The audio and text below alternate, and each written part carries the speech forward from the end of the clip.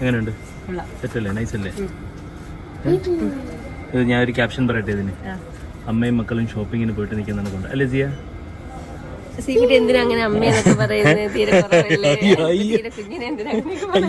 അയ്യോ, അമ്മയും മക്കളും മൂത്ത മോനും മോളും നമ്മള് ബ്രദർ ആൻഡ് സിസ്റ്റർ ആണ് കേട്ടോ. പണ്ട് 55 വയസ്സ് തോന്നുമായിരുന്നു, ഇപ്പൊ ഒരു 38 വയസ്സ്. താടി ഇളക്കി എടുത്തതിന് ശേഷം ഇളക്കം കൂടുതലുണ്ട് അല്ലേ? അതിനുശേഷം ഇത്തിരി ഇളക്കം കൂടുതലുണ്ട്. താടി എടുത്തതിന് ശേഷം 55 വയസ്സായിട്ട് കിളവനെ കൊണ്ട് നടക്കുമായിരുന്നു. ഇപ്പൊ 35 വയസ്സുള്ള ഒരു പയ്യനെ കൊണ്ട് 55 10-40 വയസ്സ് തോന്നി. ഓക്കെ, പറ. വാ വില്ലൊക്കെ വെളിയിൽ കൊടുക്കണം, അല്ലെങ്കിൽ അവർ പിടിച്ചു നിർത്തും. വളയായിട്ടിട്ടോടാ നീ. വാ ഇറങ്ങിക്കോ. ഓക്കെ, അപ്പൊ നമ്മളിവിടെ നിൽക്കുന്നത് എവിടെ നിന്നാണ് പറഞ്ഞു? കേട്ടില്ല. നേരെ പറയട്ടെ. രാമചന്ദ്ര ആറ്റിങ്ങൽ. ഇറങ്ങാം. Okay, by. ചന്ദ്രൻ എന്ന് പറഞ്ഞ വേറെ ആരും ഉണ്ടല്ലോ സിയ? ആരാണ് ശരത് ചന്ദ്രൻ? നിന്റെ ആരെന്ന് പറ. എന്നാ പറഞ്ഞ എനിക്ക് ഡ്രസ്സ് ഞാൻ എടുത്തില്ല എന്നല്ലേ? അതെ, അത് ഞാൻ എടുക്കാത്ത കാര്യം കൂടെ ഞാൻ പറഞ്ഞു തരട്ടെ. ഇനി അതിന് പോയാല്, നിന്നെയും കൊണ്ട് പോയാല് ഇന്നൊന്നും എനിക്ക് കാര്യം നടക്കത്തില്ല. അവിടെ നിൽക്കും, അതിന്റെ ഇടയിൽ നീ ഒരു 10 എണ്ണം വേറെ എടുക്കാൻ പോകും അല്ലേ? പിന്നെ ഞാൻ പറഞ്ഞു അത് ഞാനൊരു ടോക്സിക് ഹസ്ബൻഡ് ആണെന്നാണ് ഇവിടെ പറഞ്ഞു വെക്കുന്നത്. മെയിൽ ഷോവിനിസ്റ്റ് അല്ലേ? അത് എനിക്കുള്ള ഞാൻ പിന്നെ എടുത്തോളാം.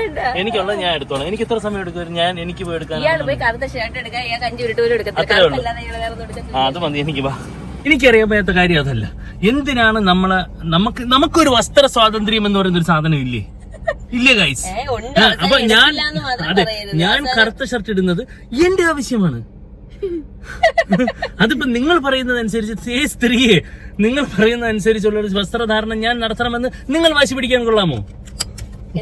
ബെൽറ്റൊക്കെ ഇട്ട് എന്നാ ഇനി തുടങ്ങാണെന്നാണ്. കമോൺ, പറ. വില കുറച്ച് കിട്ടുന്ന സ്ഥലമാണ് രാമചന്ദ്രൻ. പോവാതിരിക്കാനാണ് ഞാൻ പറഞ്ഞത് അവിടെ നിന്ന് എടുക്കാൻ. ഇനി ഇയാള് വെളിയിൽ ഇറങ്ങി ഏറ്റവും കൂടിയ കടയിൽ പോയി സാധനം. ഞാൻ അങ്ങനെ നമ്മളെ ഒരു കറുത്ത ഷർട്ട് ഒരെണ്ണം എടുക്കുന്നു.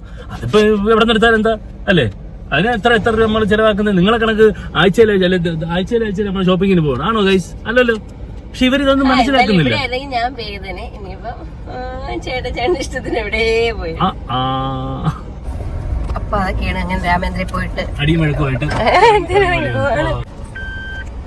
ഈ വണ്ടിയിൽ എനിക്ക് ഏറ്റവും ഞാൻ വെറുക്കുന്ന 1-2 തറ പരിപാടികൾ കുറച്ച് കാണിച്ചിട്ടുണ്ട്. അത് ആളില്ലെങ്കിൽ പോലും സീറ്റ് ബെൽറ്റ് ഇതിന്റെ ഫ്രണ്ട് സീറ്റിൽ സെൻസർ ഉണ്ട്, ഡ്രൈവർ സീറ്റിന്റെ ഈ ഇപ്പുറത്തെ സീറ്റിൽ സെൻസർ ഉണ്ട്. അതിന് ആളില്ലെന്നുണ്ടെങ്കിൽ കേൾക്കത്തില്ല. ബാക്ക് സീറ്റിൽ ആ സെൻസർ വെക്കാനുള്ള നക്കിത്തരം കാണിച്ചിട്ട് ഈ പരിപാടി ഇനി വേറെ വണ്ടിയൊന്നും ഇല്ലെന്നു. ഇപ്പൊ വരുന്നതിന് ഇനി അങ്ങനെ വെച്ചിട്ടുണ്ടോന്ന് എനിക്കറിയില്ല. എന്തായാലും ആദ്യം ഇറങ്ങി വന്ന ജിമ്മിയൊക്കെ ഈ ഒരു പ്രശ്നമുണ്ട്. അത് മഹാവൃത്തികേടായി പോയി മാരുതി കാണിച്ചത്. ബാക്കി അല്ലാതെ എനിക്ക് ഭയങ്കര ഇഷ്ടപ്പെട്ട വണ്ടിയാണ്, നല്ല വണ്ടിയാണ്. എല്ലാരും പറയുന്ന മറ്റേതാണ് മറിച്ചാണ് ഒരുപാട് നെഗറ്റീവ്സ് പറയാറുണ്ട്. പക്ഷെ ഇത്രയും നല്ലൊരു വണ്ടി ഇൻ ദ സെൻസ് ഞാൻ ഹാപ്പിയാണ്. നമുക്കുള്ള വണ്ടികളിൽ എനിക്ക് ഏറ്റവും ഇഷ്ടപ്പെട്ട വണ്ടിയാണ്. നമ്മൾ കൂടുതൽ യൂസ് ചെയ്യുന്നത് ഇതാണ്. ഇതിപ്പോൾ എടുത്തിട്ട് കറക്റ്റ് ഒരു വർഷമായി. ഇപ്പോൾ ഇത് 32,186 കിലോമീറ്റർ, 30,000 കിലോമീറ്ററിന് മുകളിൽ നമ്മൾ ഈ വണ്ടി കൊണ്ട് ഓടിയിട്ടുണ്ട്. ഇതിന്റെ ഏറ്റവും നല്ല ഗുണമെന്ന് പറഞ്ഞാൽ ഇതിന് വീതി കുറവായതുകൊണ്ട് സിറ്റി റൈഡുകൾ ബെസ്റ്റ് ആണ്. റോഡ് പണിയും കൂടെ നടക്കുന്നത് ശൂശു കയറിപ്പോ.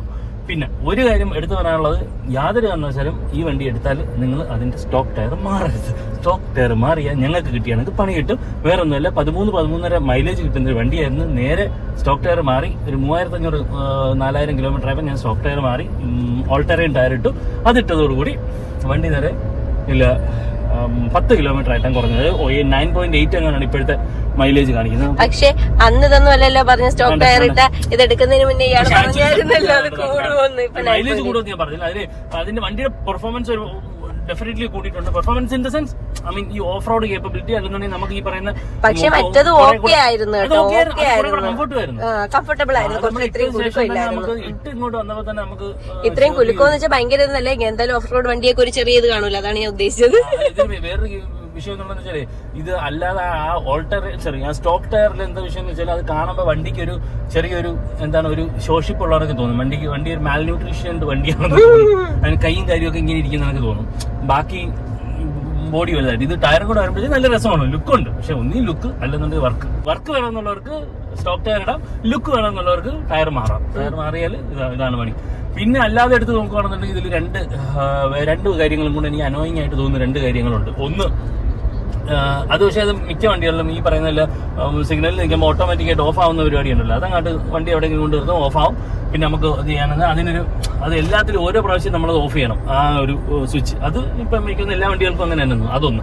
പിന്നെ ഇതിന് വേറൊരു സാധനം കൂടെ ഉണ്ട്. വേറൊരു സാധനം വെച്ചാൽ ഇതിന്റെ ബാക്കിലെ ഡിക്കിയിൽ ഇതൊരു ഈ opening close, auto close opening എന്ന് പറഞ്ഞ ഇവരൊരു പരിപാടി ചെയ്ത് വെച്ചിട്ടുണ്ട്. മറ്റേ ഹൈഡ്രോളിക്കിന്റെ ഒരു ചെറിയൊരു സാധനം വെച്ചിട്ട് ഇതിനെ പിടിക്കുന്ന ഒരു പരിപാടി ചെയ്ത് വെച്ചിട്ടുണ്ട്. അതിന്റെ പ്രശ്നം എന്താണെന്ന് വെച്ചാൽ ഈ സാധനം നമ്മൾ തുറക്കുമ്പോൾ, ഡിക്കി തുറക്കുമ്പോൾ വണ്ടി അങ്ങ് വാശി പിടിക്കും. ഞാൻ പയ്യെ തുറക്കും, ഞാൻ ഹൈഡ്രോളിക്കാണ്, ഞാൻ പയ്യെ തുറക്കും. അതുപോലെ തന്നെ അടയ്ക്കുമ്പോഴും നമുക്ക് ഇങ്ങനെ തുറക്കുകയും ഇങ്ങനെ അടയ്ക്കാൻ പറ്റത്തില്ല. അത് അനാവശ്യ കാര്യമായിരുന്നു. അങ്ങനെ ഒരുപാട് കുഞ്ഞു കുഞ്ഞു സാധനങ്ങൾ ഇതില്ലാത്ത തരപരിപാടികൾ ഈ വണ്ടിയിൽ ചെയ്തു വെച്ചിട്ടുണ്ട്. അല്ലാതെ നോക്കുകയാണെന്നുണ്ടെങ്കിൽ ഇതൊക്കെ അല്ലാണ്ട് ഒരു എന്ത് നോക്കാനാ എന്നല്ലേ ഉദ്ദേശിച്ചത്. പിന്നെ വേറൊരു കാര്യം കൂടെ പറഞ്ഞുതരാം, ടേണിംഗ് റേഡിയസ്. അയ്യോ, അതടുത്ത് ടേണിംഗ് റേഡിയസ് വാങ്ങി വരാൻ ഇത്തിരി പാടാണ്. കമ്പയർ ചെയ്യുമ്പോൾ ബാക്കിയുള്ള നമ്മുടെ വണ്ടികളെ അപേക്ഷിച്ച് നോക്കുമ്പോൾ ചിരിക്കും. സ്റ്റിയറിംഗിലെ ടൈറ്റ്, പക്ഷേ അത് കുഴപ്പമില്ല. പിന്നെ കോൺഫിഡൻസ് ആണ് ഈ സാധനം കൊണ്ട്. നമുക്ക് ഏത് സൈഡിൽ കൂടെ വേണം ഇങ്ങനെ കയറി കയറിയും പോവാം. രാമചന്ദ്രനിൽ തുടങ്ങി ജിംനിയിലെത്തി. രാമചന്ദ്രനിൽ തുടങ്ങി ജിംനിയിലെത്തിയല്ലേ. അപ്പൊ നമുക്ക് ഈ വ്ളോഗ് ഇവിടെ വൈൻഡപ്പ് ചെയ്തല്ല.